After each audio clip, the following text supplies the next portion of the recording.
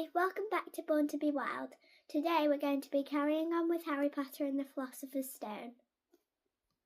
Chapter 2, The Vanishing Glass. Nearly 10 years had passed since the Dursleys had woken up to find their nephew on the front step, but Privet Drive had hardly changed at all. The sun rose on the same tidy front gardens and lit up the brass number 4 on the Dursleys' front door. It crept into their living room, which was almost exactly the same as it had been on the night when Mr. Dursley had seen that fateful news report about the owls. Only the photographs on the mantelpiece really showed how much time had passed. 10 years ago, there had been lots of pictures of what looked like a large pink beach ball wearing different coloured bobble hats. But Dudley Dursley was no longer a baby.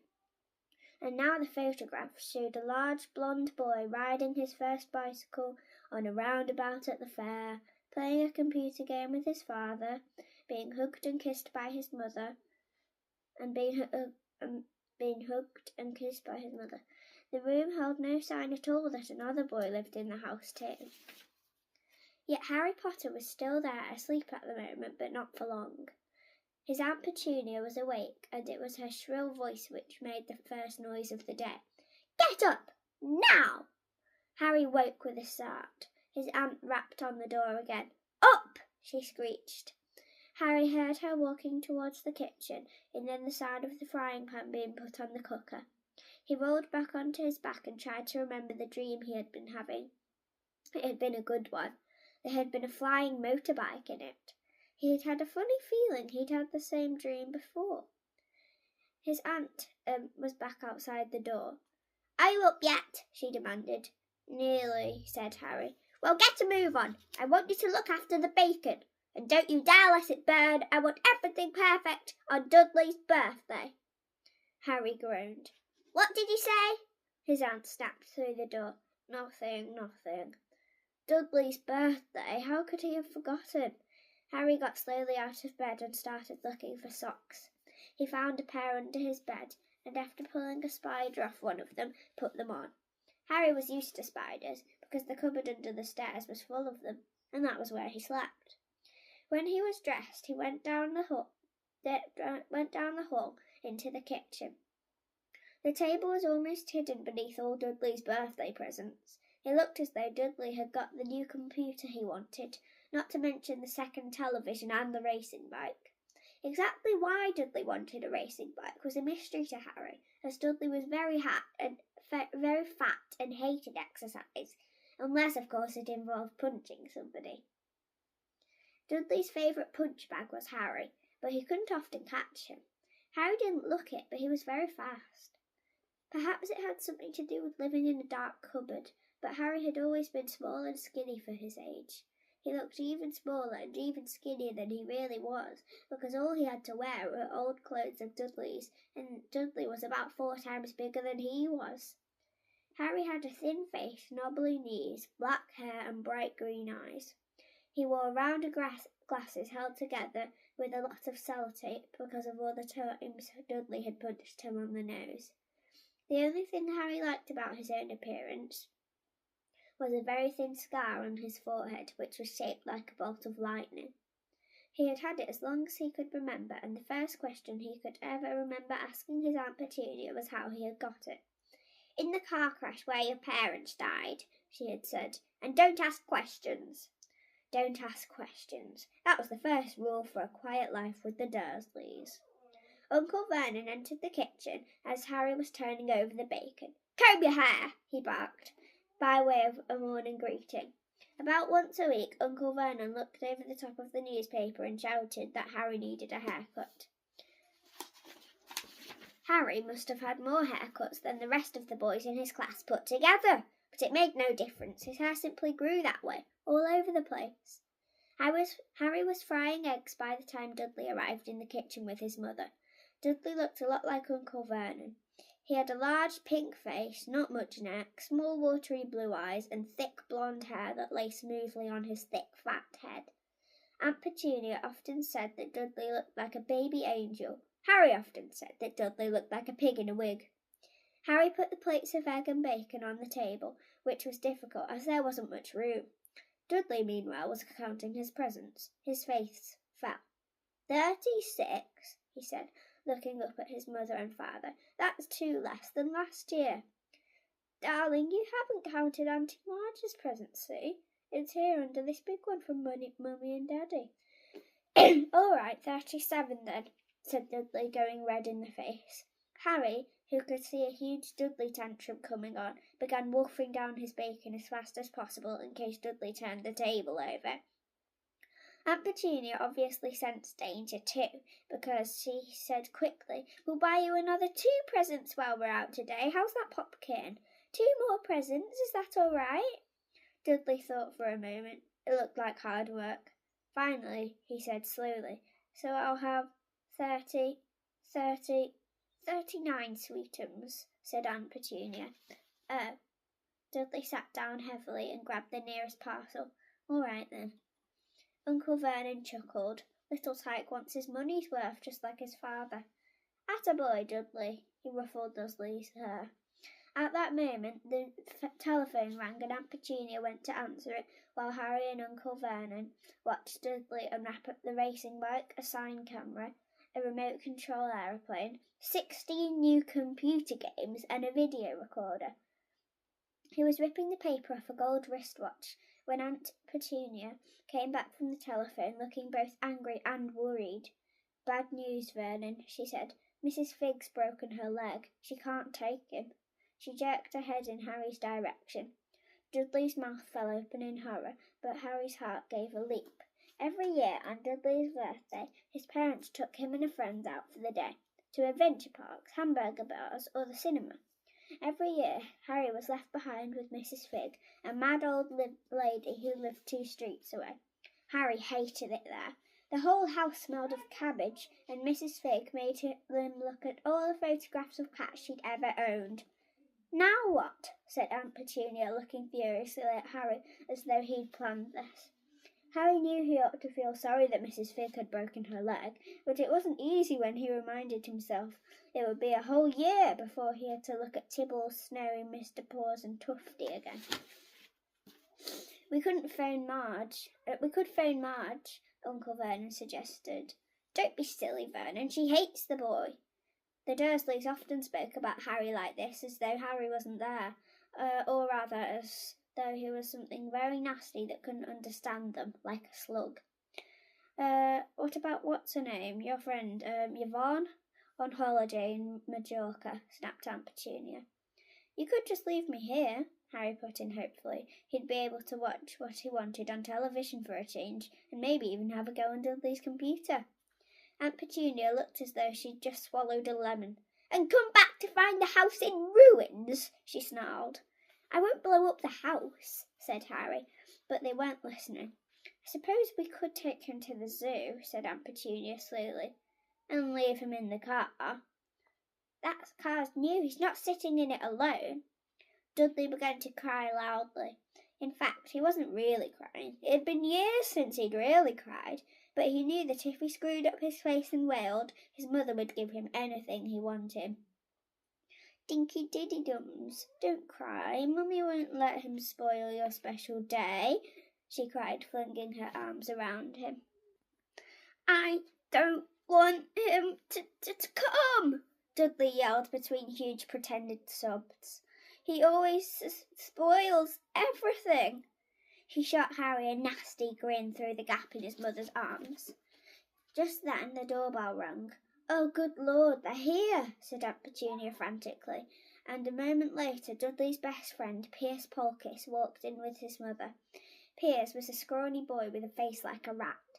He was usually the one who held people's arms behind their backs while Dudley hit them.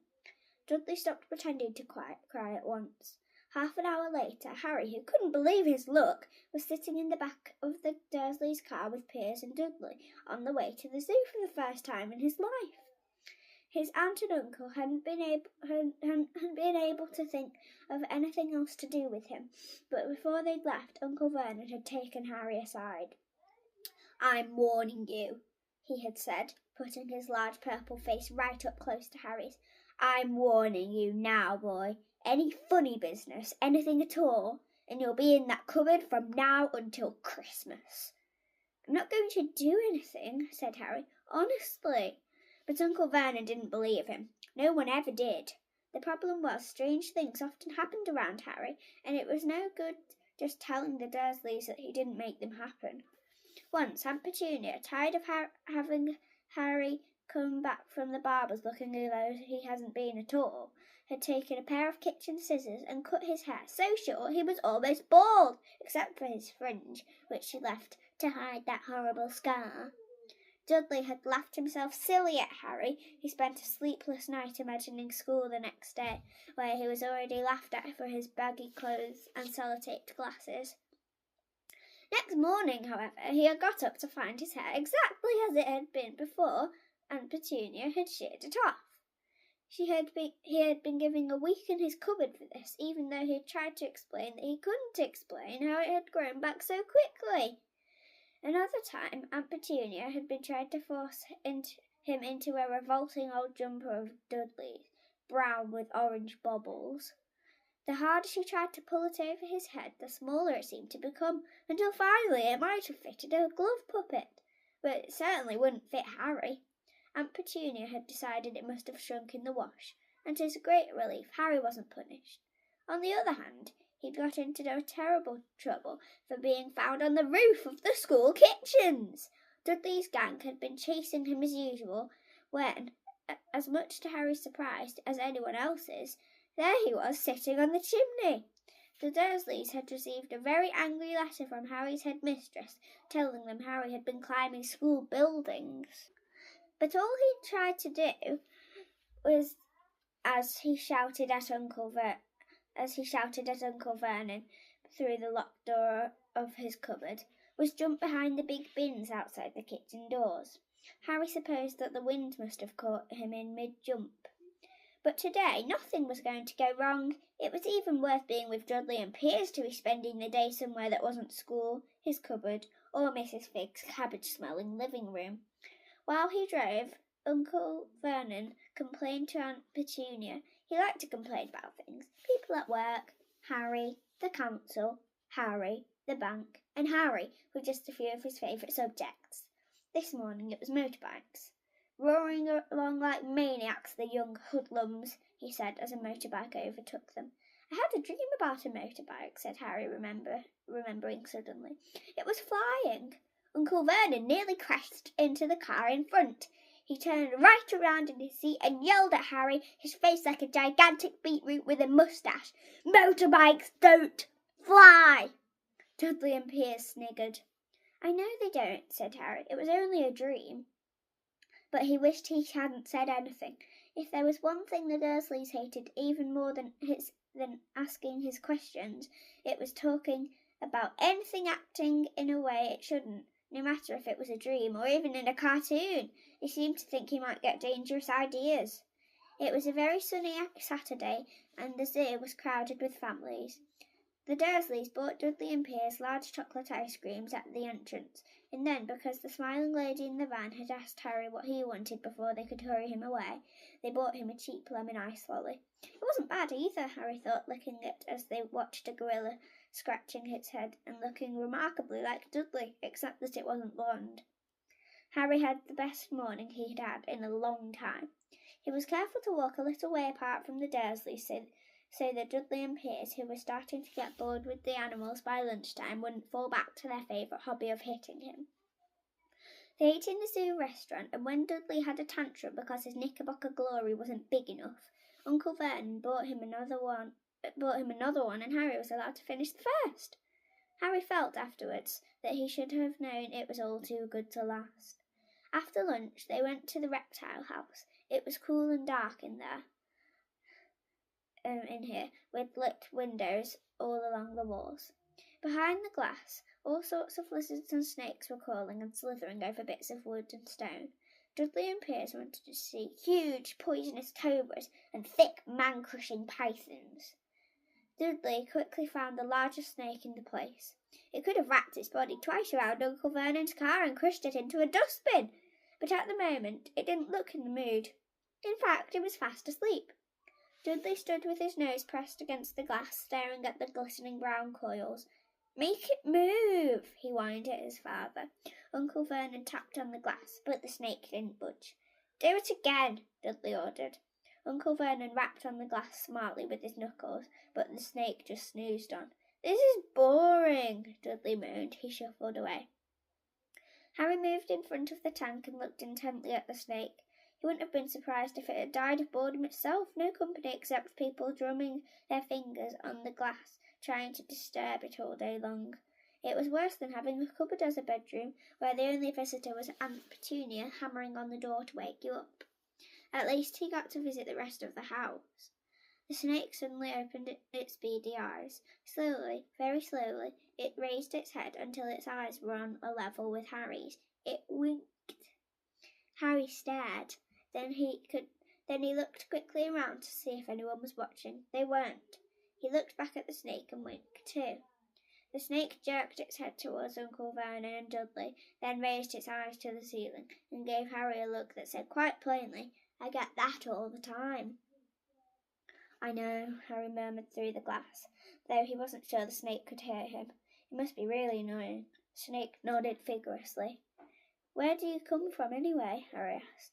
The snake jabbed its tail at the little sign next to the glass. Harry peered at it. Boa constrictor, Brazil. Was it nice there?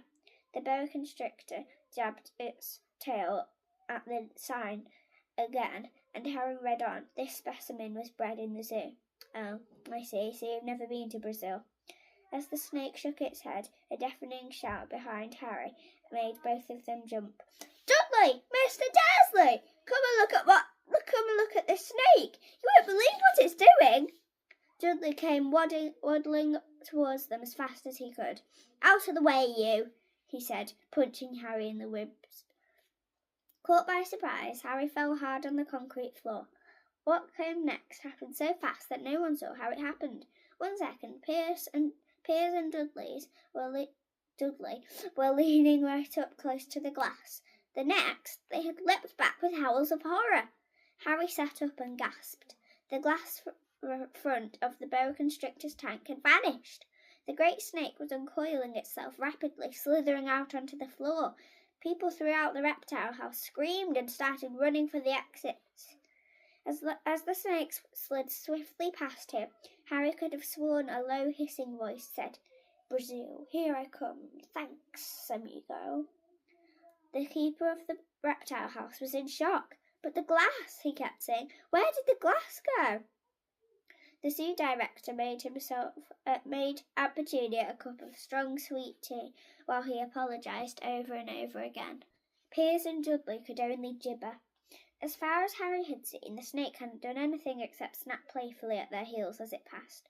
But by the time they were all back in Uncle Vernon's car, Dudley was telling them how it had nearly bitten off his leg, while Piers was swearing it had tried to squeeze him to death. But worst of all, for Harry at least, was Piers calming down enough to say, Harry was talking to it, weren't you, Harry? Uncle Vernon waited until Piers was safely out of the house before starting on Harry. He was so angry he could hardly speak. He managed to say, Go, cupboard, stay, no meals, before he collapsed into a chair and Aunt Petunia had to run and get him a large brandy. Harry lay in his dark cupboard much later, wishing he had a watch. He didn't know what time it was, and he couldn't be sure the Dursleys were asleep yet. Until they were, he couldn't risk sneaking to the kitchen for some food.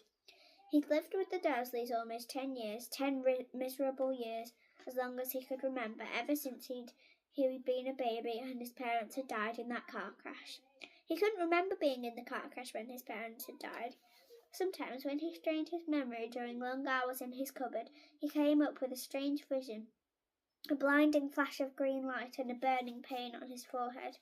This, he supposed, was the crash, but he couldn't imagine where all the green light came from. He couldn't remember his parents at all. His aunt and uncle never spoke about them, and of course he was forbidden to ask questions. There were no photographs of them in the house. When he had been younger, Harry had dreamed and dreamed of some unknown relation coming to take him away, but it had never happened. The Dursleys were his only family, yet sometimes he thought, or maybe hoped, that strangers in the street seemed to know him. Very strange strangers they were too. A tiny man in a violet top hat had bowed to him once while out shopping with Aunt Petunia and Dudley. After asking Harry furiously if he knew the man, Aunt Petunia had rushed them out of the shop without buying anything. A wild-looking old woman dressed in all in green had waved merrily at him once on the bus. A bald man in a very long purple coat had actually shaken his hand in the street the other day and then walked away without a word. The weirdest thing about all these people was the way they seemed to vanish the second Harry tried to get a closer look. At school, Harry had no one. Everyone knew that Dudley's gang hated that odd Harry Potter in his baggy old clothes and broken glasses. And nobody liked to agree with Dudley's gang. Thank you for listening today. Come back next time for Chapter 3, Letters from No One.